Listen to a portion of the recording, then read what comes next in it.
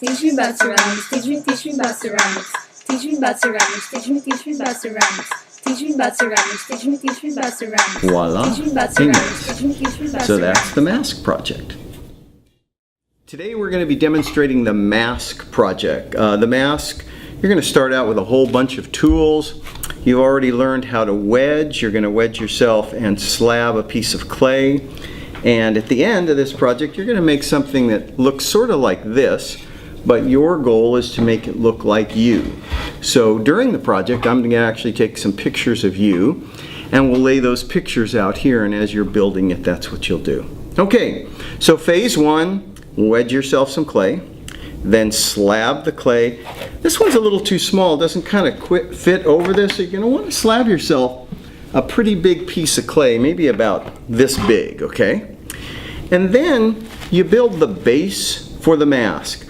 This is so this mask can be hollow. And how you build the base, you basically just take paper towels, wad it up, put it on here, and use yourself some masking tape and make it in the shape of a head or a mask, okay? I think it's real important to have some extra clay or paper wadded up so that it gets your nose, okay? So after you've got your frame or background for your mask in place, then you take your slab of clay and you lay it over there. Remember, you have all these tools to help you. You kind of squish it down around, and then I always like to start out pretty early cutting off most of the extra clay, okay? You're going to be putting your clay on a bat, or your paper on a bat, so that it starts to get the shape of the thing, okay?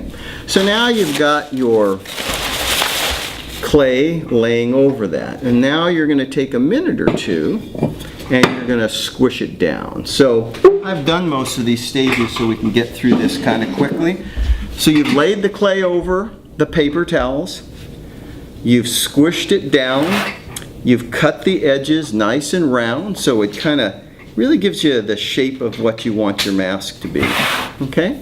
And now you're going to start with the features. One of the things that's always important to remember is your eyes are actually pretty much in the middle of your head. And so what you're going to do is you're going to make some dents for your eyes. So there's the eyes kind of dent. And your mouth is right about here, and you're going to make a little dent for your mouth, okay? So now you're going to start to form the shape of this mask that you're making. At the next stage, you don't want to be too careful. Don't go try to make a perfect nose or a perfect anything. Put a wad of clay in there, call it a nose.